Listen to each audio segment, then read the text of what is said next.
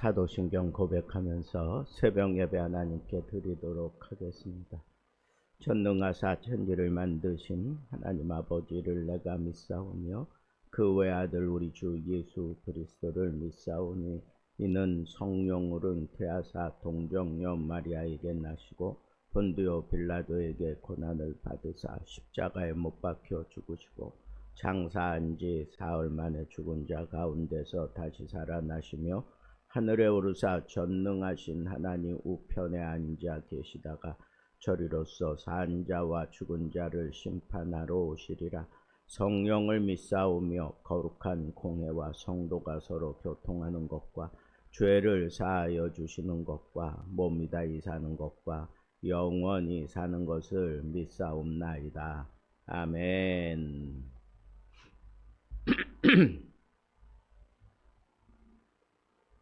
374장 찬송하겠습니다. 374장입니다.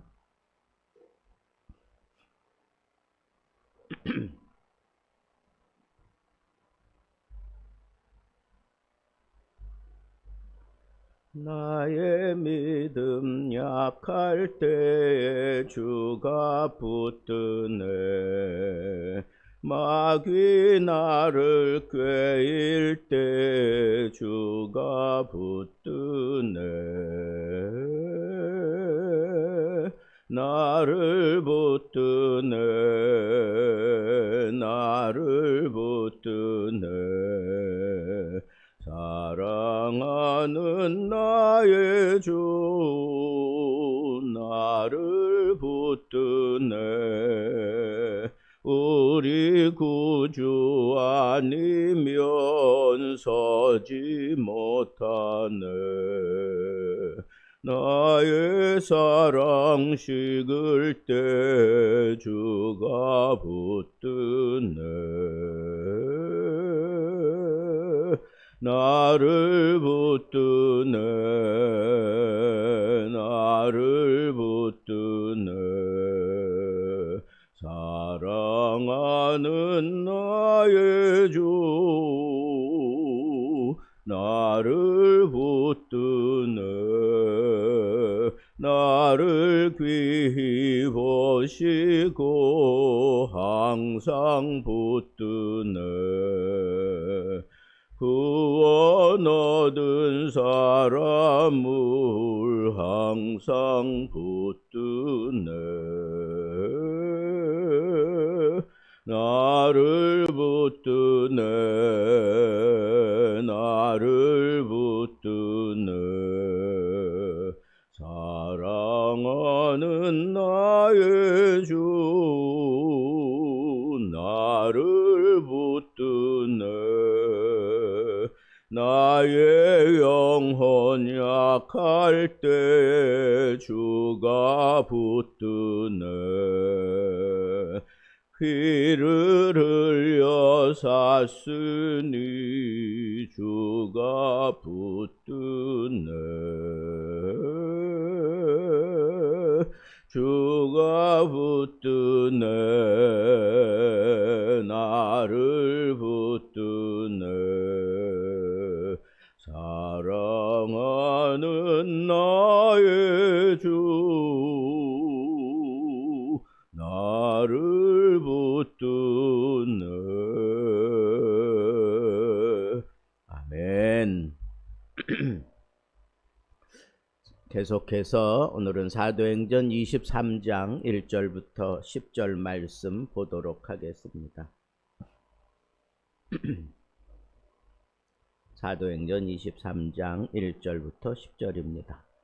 바울이 공회를 주목하여 이르되 여러분 형제들아 오늘까지 나는 범사에 따라 하나님을 섬겼노라 하거늘 대제사장 아나니아가 바울 곁에 서 있는 사람들에게 그 입을 치라 명하니 바울이 이르되 회칠한 담이여 하나님이 너를 치시리로다. 내가 나를 율법대로 심판한다고 앉아서 율법을 어기고 나를 치라 하느냐 하니 곁에 선 사람들이 말하되 하나님의 대제사장을 내가 욕하느냐. 바울이 이르되 형제들아 나는 그가 대제사장인 줄 알지 못하였노라. 기록하였으되 너의 백성의 관리를 비방하지 말라 하였느니라 하더라. 바울이 그 중 일부는 사두개인이요 다른 일부는 바리새인인 줄 알고 공회에서 외쳐 이르되 여러분 형제들아 나는 바리새인이요 또 바리새인의 아들이라. 죽은 자의 소망 곧 부활로 말미암아 내가 신문을 받노라. 그 말을 한즉 바리새인과 사두개인 사이에 다툼이 생겨 무리가 나누어지니 이는 사두개인은 부활도 없고 천사도 없고 영도 없다 하고 바리새인은 다 있다 함이라. 크게 떠들새 바리새인 편에서 몇 서기관이 일어나 다투어 이르되 우리가 이 사람을 보니 악한 것이 없도다. 혹 영이나 혹 천사가 그에게 말하였으면 어찌하겠느냐 하여 큰 분쟁이 생기니 천부장은 바울이 그들에게 찢겨질까 하여 군인을 명하여 내려가 무리 가운데서 빼앗아 가지고 영내로 들어가라 하니라. 아멘. 오늘 말씀의 제목은 양심으로 살고 진리로 분별하라입니다. 하나님께 충성했지만 오해와 미움을 받아서 재판대에 서게 된 한 사람 바울. 그는 더 이상 전도 여행을 다닐 수 없고 자유롭게 복음을 외칠 수도 없는 그런 상황에 사로잡혔습니다. 그런데도 그는 기죽지 않았습니다. 오히려 모든 시선이 집중된 그 사내들인 공회 앞에서 그는 신앙의 핵심을 더욱 분명하게 드러내고 있습니다. 그의 태도와 말 한마디, 그 짧은 말에 의해서 그 공회가 막 시끌벅적해지고 그리고 둘로 나뉘기까지 합니다. 이와 같은 바울의 태도를 통해서 우리가 이 세상을 살아가면서 취할 태도가 무엇일까 하는 그런 측면에서 오늘 말씀을 정리했습니다. 첫 번째는 바울은 양심을 따라 산다라고 그렇게 그 공회 앞에서 당당하게 선언을 했습니다.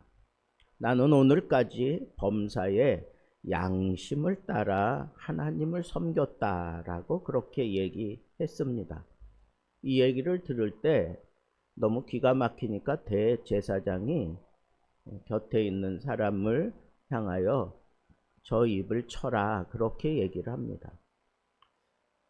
대제사장이 들을 때 너무 가소로운 그런 소리로 들렸다는 겁니다. 아무도 저렇게 당당하게 얘기할 수 있는 사람이 없다라고 생각했던 겁니다. 그런데 사실 바울은 정말 양심적인 사람이고 양심을 따라 살았습니다. 예수 믿기 이전에도 양심을 따라 살았고 예수 믿고 난 이후에도 양심을 따라 살았습니다. 그는 그 양심에 부끄럽지 않게 살았다고 그렇게 얘기를 하는 겁니다. 그런데 그 양심을 따라 살았다고 하는 얘기가 내가 선하게 살았다, 내가 실수 없이 살았다, 내가 옳게 살았다, 뭐 그런 식으로 결정지어서 얘기한 것은 아닙니다. 다만 양심의 자유를 따라 살아왔다는 겁니다. 분명히 갈라야 되는 것은 예수 믿기 이전의 양심과 예수 믿고 난 이후의 양심을 따라 사는 그 태도와 방법이 분명히 달랐다고 하는 것도 우리는 알 수 있습니다.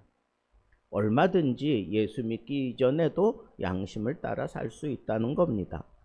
우리는 이순신 장군을 잘 알고 있습니다. 그는 양심을 따라 부끄럽지 않게 살았던 우리나라의 영웅이었습니다. 누명을 썼는데도 백의종군한 영웅 중에 영웅이 바로 이순신 장군입니다. 그를 사람들이 모함하고 그가 혹 자기들에게 위협이 될까봐 모해하고 그래서 왕을 흔들어 가지고 이순신은 참 평탄치 못한 그런 사역을 했던 것을 우리가 잘 알고 있습니다. 그러는 상황 속에서도 이순신은 자기 자신의 평안함과 자기 자신의 목숨을 위해서 싸우지 않았습니다. 오직 나라와 백성을 지키겠다는 양심과 충의에 따라 살았기에 결국 그를 따르는 목숨을 건 그 부하들로 인해서 열세인 그런 숫자만 거느리고도 엄청나게 많은 일본의 해적선을 다 물리칠 수 있었습니다. 이순신이 양심을 따라 살았다고 해서 성경이 그를 의인이라고 얘기하지 않습니다. 양심을 따라 산다는 것, 이것은 상당히 도덕적으로 살았다라고 하는 것을 표명하는 겁니다. 하나님을 향한 선택이 가끔은 미련할 때도 없잖아 있을 수가 있습니다. 그런데 그 선택이 옳았는지 아닌지를 성경적인 시각에서 보기보다는 사람들은 양심에 거리끼느냐 아니냐를 먼저 판단을 합니다. 그러니까 바울이 지금 내가 양심을 따라 하나님을 섬겼다라고 하는 것은 유대인들 시각에서 그렇게 지금 얘기를 하고 있는 것입니다. 부끄럽지 않게 나는 제대로 하나님을 섬기고 있다라고 하는 표현을 했던 것입니다. 그런데 양심을 따라 산다라고 하는 것은 정말 가치 있는 삶을 사는 겁니다. 양심에 부끄럽지 않은 그런 삶을 산다면 그 사람의 삶은 엉망이 되고 마는 것이기 때문에 그렇습니다. 하나님께서 우리 인간을 창조하시고 인간에게 독특하게 주신 것이 바로 양심입니다. 동물이 양심을 따라 움직이는 그런 동물 없습니다. 그냥 본성을 따라 움직일 뿐이지요. 그러나 인간은 하나님의 형상을 따라 지음을 받았기 때문에 저마다 그 심령에 양심이 있습니다. 그 양심이 먼저 자기 자신을 판단하는 기준이 됩니다. 그래서 우리가 양심을 따라 산다라고 하는 것은 한마디로 얘기하면 나는 부끄러움 없는 그런 입장이다라고 하는 것을 표명한 것입니다. 그런데 그 양심을 따라 산다라고 하는 그 표현이 불의를 저지르고 있는 사람들, 다시 얘기하면 양심대로 살지 않고 있는 사람들, 그 사람들이 만약에 권력을 잡고 있다고 하면 결국 그 사람들에게 강한 충격파가 전달되고 충돌이 일어날 수밖에 없습니다. 왜? 그게 양심의 기능이기 때문에 그렇습니다. 바울의 말에 대제사장 아나니아는 바울의 입을 치라고 명령합니다. 그럴 때 바울은 즉각적으로 되받아칩니다. 회칠한 다미여. 이 회칠한 다미여라고 하는 것은 아주 심각한 그런 욕입니다. 회칠한 다미여라고 하는 것은 정말 종교인으로서 들으면 안 되는 그런 표현입니다. 그런데 대제사장이 지금 이 회칠한 담이라고 하는 얘기를 들었을 때 양심이 찔렸을 겁니다. 위선적인 그런 종교관을 가지고 있는 사람들도 다 이 양심에 찔림을 받을 수밖에 없습니다. 그런데 그걸 포장하기 위해서 그는 오히려 분노하고 그리고 안 그런 척 자기를 포장하게 되는 겁니다. 그래서 이 대제사장은 보란 듯이 바울의 입을 치라고 명령을 합니다. 옆에 있는 사람이 얘기를 합니다. 네가 어떻게 대제사장에 이렇게 심각한 얘기를 할 수 있느냐 그랬을 때 바울은 즉각적으로 자기의 잘못을 인정합니다. 형제들아, 나는 그가 대제사장인 줄 알지 못했노라 라고 그렇게 얘기합니다. 그러면서 하나님의 말씀에 관리를 함부로 비방하지 말라고 그렇게 했다 그러면서 말씀을 순종하는 입장을 취하게 됩니다. 불의 앞에 단호함과 말씀 앞에 겸손한 그러한 바울의 모습을 우리는 동시에 보고 있습니다. 이런 태도를 살았던 대표적인 인물들이 있습니다. 요즘 제가 디트리히트 본 회퍼 목사에 대한 그런 관심이 너무 많아서 회퍼에 대한 그런 전기를 읽고 그가 행했던 그리고 그의 설교에 관심을 많이 가지고 있습니다. 그는 히틀러 정권의 불의 앞에서 결코 침묵하지 않았습니다. 다들 다 그렇게 모른 척하고 있을 때 아주 강렬하게 앞장서서 침묵하지 않고 잘못된 것을 외쳤습니다. 불의한 권력은 하나님의 권위가 아니다 라고 외쳤고 결국은 고깝게 생각하는 나치 정권이 그를 죽이고 말았습니다. 그러나 그는 순교하기까지 그는 옥중에서 서신을 써냈습니다. 하나님의 뜻 앞에서 온전히 무릎 꿇는 순종의 사람으로 살고 있는 것을 그가 써내려간 옥중 서신에서 우리는 만날 수 있습니다. 바울도 그랬습니다. 불의에 대해서는 단호했지만 하나님의 말씀 앞에서는 즉시 순종하는 그런 모습을 취하고 있습니다. 진짜 신앙은 불의한 세상에 맞서면서도 하나님 말씀 앞에서는 언제나 낮아지는 것입니다. 그런데 여기서 바울이 참 지혜롭게 행동하는 모습을 봅니다. 그 사내들인 공회를 잘 보니까 거기에는 바리새인들이 있고 또 사두개인들이 있음을 캐치해낸 겁니다. 그래서 바울은 이 두 세력을 서로 그렇게 견제하게 만들어내기 위해서 나는 바리새인 중에 바리새인이다 라고 하는 것을 천명하면서 나는 죽은 자의 부활로 인하여 신문을 받고 있다 라고 그렇게 얘기했어요. 내가 지금 이 자리에 서게 된 것은 내가 바리새인이기 때문에 내가 바리새인이 믿는 그 부활을 믿기 때문에 결국은 그것 때문에 내가 이 자리에 서게 됐다라고 얘기를 했습니다. 이 말 한마디에 이 공의회가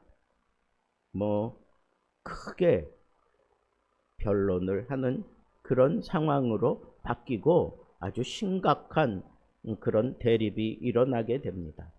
왜냐하면 사두개인은 사두개인대로 바리새인은 바리새인대로 그들이 붙잡고 있는 이 진리가 대립했기 때문에 그 진리를 서로 얘기하기 위해서 이 두 파가 대립할 수밖에 없습니다.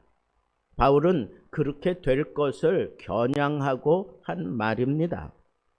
그러나 단순히 정치적인 계산만 한 것이 아니라 그가 정말 붙잡고 있는 것이 바로 이 부활 사상이다라고 하는 것을 우리는 놓치지 말아야 합니다. 그가 믿지도 않으면서 그 두 힘을 싸움 붙이기 위해서 자기는 믿지 않지만 그렇게 했던 것이 아니라 내가 이 문제 때문에 지금 당하고 있는 거다라고 하는 것을 분명하게 얘기하면서 두 힘이 대립할 수 있도록 그렇게 만들어서 그들이 한 가지로 이 바울을 죽이려고 하는 그런 쪽으로 몰아가지 않게 만들려고 그렇게 진리의 핵심을 그들에게 던졌던 것입니다. 18세기 영국 복음주의의 부흥을 이끌었던 사람이 조지 휘필드입니다. 당시 교단 간의 갈등이 극심할 때 휘필드는 오직 예수 그리스도와 그의 십자가 외에는 알지 않기로 작정했다라고 고백하면서 복음만을 선포했습니다. 수많은 이들이 그의 설교에 울며 회개했고 그 열매는 지금도 영국 복음주의에 깊은 영향을 주고 있습니다. 바울도 혼란과 분열 속에서 이 복음의 본질을 그들에게 던져서 그들이 서로 돌아볼 수 있는 그런 기회를 주고 있는 것입니다. 세상이 시끄러울수록 우리는 복음의 핵심, 진리를 붙잡고 살아야 하는 겁니다. 여러분들은 지금 진리의 핵심을 붙잡고 있습니까? 아니면 주변의 논쟁에 휘말려서 중심을 잃고 있습니까? 바울을 보십시오. 그가 회칠한 담이라고 막 대제사장을 몰아가다가도 그가 대제사장이다라고 하는 소리를 들었을 때 그걸 말씀으로 풀어내면서 자기의 잘못을 고백하고 있습니다. 비방하지 말라고, 관리를 비방하지 말라고 하는 그런 하나님의 말씀에 입각해서 나는 알지 못했노라 그러면서 자기의 잘못을 그대로 고백하고 있습니다. 그것이 바로 양심이고 진리고 그리고 바울로 하여금 담대함을 가지고 살게 만들었던 힘입니다. 바울의 이 짧은 재판 장면은 한 신앙인이 위기 앞에서 어떻게 대처해야 하는지 선명하게 보여줍니다. 첫째는 양심을 따라 하나님 앞에서 정직하게 살아야 하고, 둘째는 불의 앞에 담대히 맞서되 하나님 말씀 앞에서는 겸손하게 무릎을 꿇고 순종해야 합니다. 셋째는 혼란한 시대일수록 바울처럼 우리도 복음의 본질을 붙잡고 살아야 하는 것입니다. 저는 김영길 박사를 좋아합니다. 한동대학교 초대 총장을 지냈습니다. 그는 반대와 오해 속에서도 기독교 정신으로 교육할 자유가 있다라고 그렇게 얘기하면서 끝까지 기독교 정신에 입각한 대학교를 그가 이끌어냈습니다.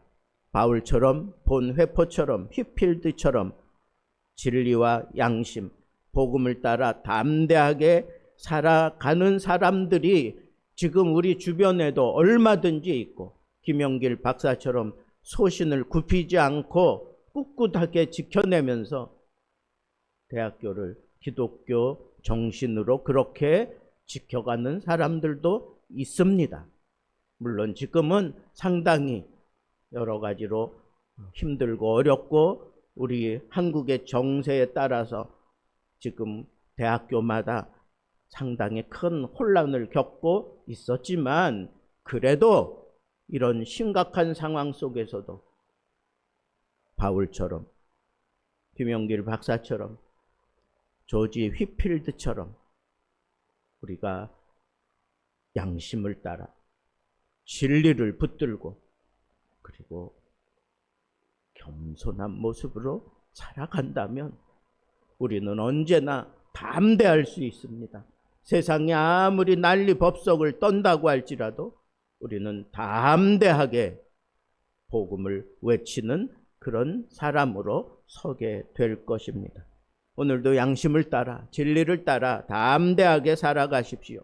불의한 세상 속에서도 진리의 중심을 분별하고 하나님의 말씀 앞에서는 늘 겸손히 순종하는 사람, 그런 사람들이 되기를 우리 주님의 이름으로 축복합니다. 기도하겠습니다. 하나님 아버지, 감사합니다. 오늘 바울의 이 단호한 모습을 통해서 깊은 도전을 받습니다.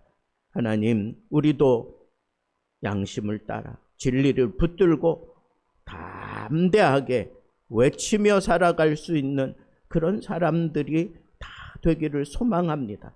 참 힘들고 어려운 시대를 우리가 살아가고 있습니다. 이 시대에 바울이 보여준 이 아름다운 모습을 우리 예수 등대교회가 그대로 뒤따라가기를 원합니다. 아버지 하나님, 우리 예수 등대교회를 꽉 붙잡으시고 이 말세시 말에 바울처럼 담대하게 외치는 교회가 되게 해 주시옵소서. 이제는 우리 주 예수 그리스도의 은혜와 하나님의 크신 사랑하심과 성령의 교통하심, 양심을 따라 진리를 붙들고 겸손하게 담대하게 살기로 굳게 다짐하고 겸손하게 머리 조아린 오늘 새벽 예배 참여한 모든 심령회, 저희들 가정과 생업 속에 섬기는 교회와 이 나라 이 민족 가운데 이제로부터 영원토록 함께 있을지어다. 아멘. 오늘 말씀을 붙들고 우리 함께 기도하도록 하겠습니다.